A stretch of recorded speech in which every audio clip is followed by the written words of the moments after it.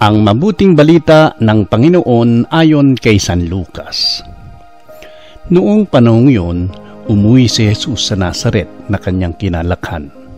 Gaya ng kanyang kinagawian, pumasok siya sa sinagoga ng araw ng pamamahinga. Tumindig siya upang bumasa.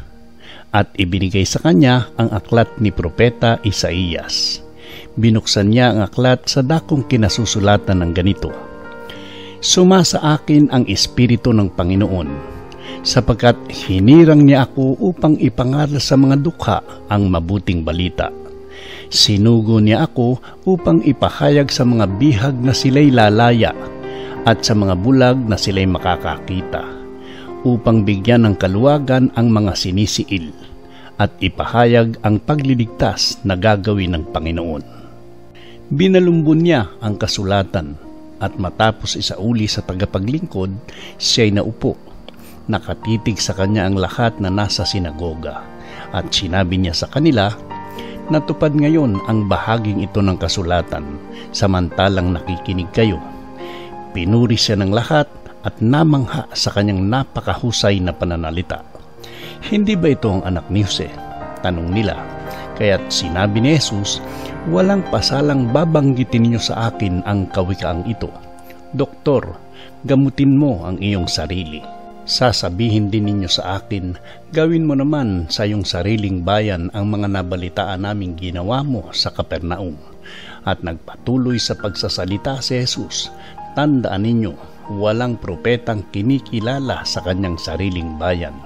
Ngunit sinasabi ko sa inyo, maraming babaeng balo sa Israel noong kapanahunan ni Elias nang hindi umulan sa loob ng 3 taot kalahati at magkaroon ng matinding taggutom sa buong lupain.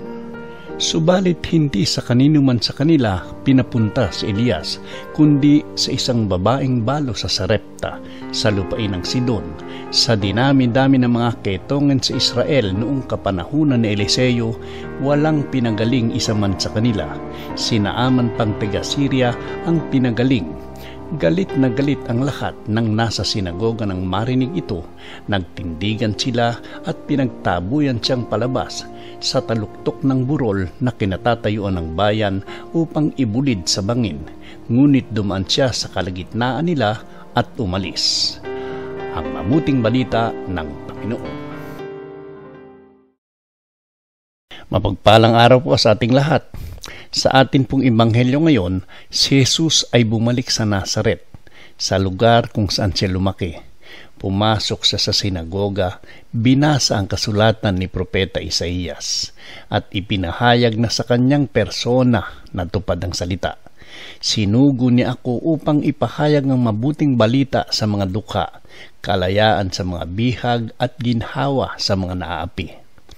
Subalit sa halip na tanggapin siya ng mga kababayan, tinanggihan nila siya. Hindi nila matanggap na ang anak ng isang karaniwang karpintero magdadala ng kaganapan ng salita ng Diyos.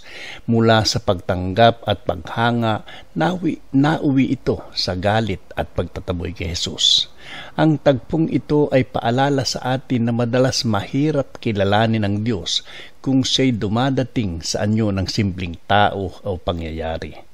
Naghahanap tayo ng engranding tanda, ngunit nakakaligtaan natin ang mga pagkakataong naroon siya sa simpleng kabutihan, sa payak na salita at sa mga taong madalas nating namamaliit. Tulad ng mga taga Nazaret, maaari rin tayong mabulag ng ating sariling pagmamataas, inggit o kakulangan ng pananampalataya. Ngunit paanyaya ni Jesus ay malinaw, tanggapin siya sapagkat sa kanya lamang may tunay na paglaya at kaligtasan. Manalangin tayo.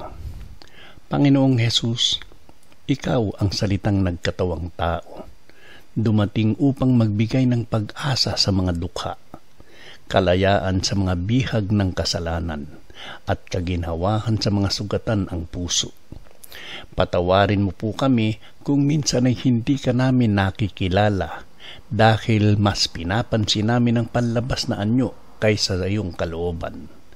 Huwag mong hayaang maging sarado ang aming puso, bagkus buksan mo ito upang tanggapin ang iyong salita at sumunod sa iyong kalooban.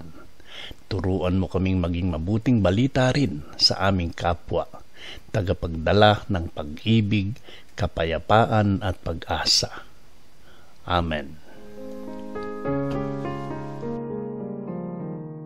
Naway ang salita ng Diyos ay manatili sa ating puso at magbigay liwanag sa bawat hakbang ng ating buhay. Pagpalain tayo ng Diyos sa ating paglalakbay ng pananampalataya at naway palaging magningning ang kanyang presensya sa ating puso.